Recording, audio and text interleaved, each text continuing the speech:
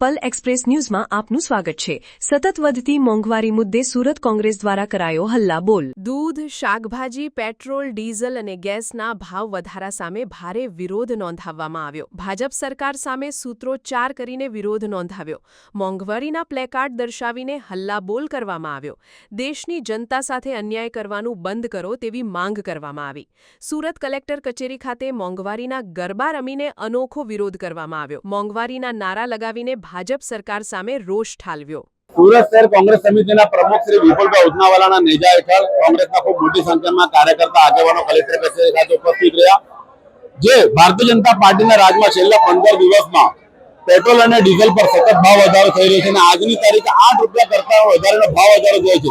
તેના કારણે સામાન્ય જનતાને અને સામાન્ય પ્રજાનો ઘર ખર્ચો ચલાવવામાં મુશ્કેલી પડશે અને સામાન્ય જનતાનો અર્થતંત્ર સાવ પડીને ભૂક્કો થઈ ગયો છે।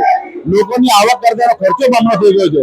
ટ્રાન્સપોર્ટેશન ખર્ચો વધશે, એના કારણે લોકોનું અર્થતંત્ર સાવ પડી માંગશે।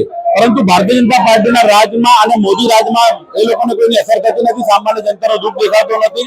એ લોકોની હાલત ડાયનોસોરના ચામડી કરતા પણ વધારે જાડી ચામડીના થઈ ગયો હોય એમ લોકોની અંદર કોઈ દુઃખ તકલીફ મુશ્કેલી દેખાતી નથી। જેના કારણે કોંગ્રેસ સતત લોકહિત માટે સંઘર્ષ કરી રહી છે, આંદોલનો કરી રહી છે।